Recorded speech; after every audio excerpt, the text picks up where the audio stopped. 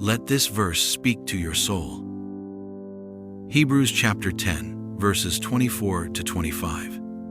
And let us consider how we may spur one another on toward love and good deeds, not giving up meeting together as some are in the habit of doing, but encouraging one another, and all the more as you see the day approaching.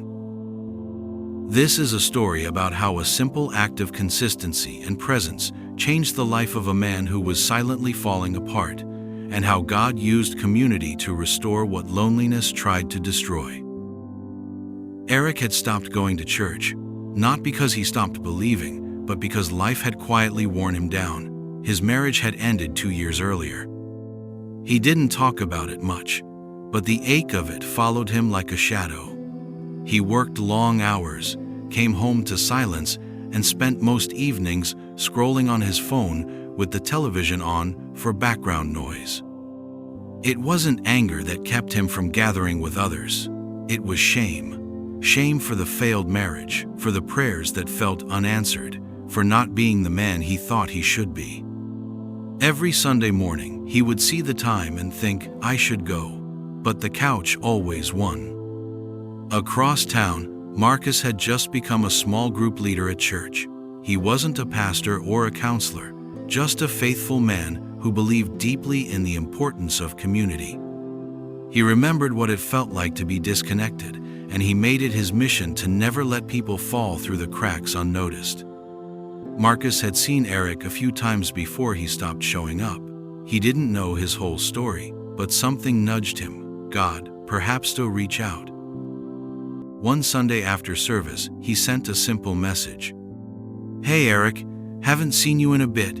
Just wanted to say you're missed. We're meeting Thursday night at my place. Nothing fancy, just food, faith, and folks who care. No pressure. Just come if you can. Eric stared at the message for hours before replying. He almost didn't, but that Thursday, he showed up. He was quiet at first, just listened, smiled once or twice. But when someone shared about feeling like a failure after losing their job, Eric's eyes welled up. That night, for the first time in years, he spoke honestly. Over the next few weeks, Eric kept coming. Not every time, but more often. He started praying out loud again. He shared jokes. He helped someone move apartments. And slowly, the heaviness in his heart began to lift. Not all at once, but piece by piece. One night, months later, Marcus pulled him aside after group and said, "You've come a long way, brother.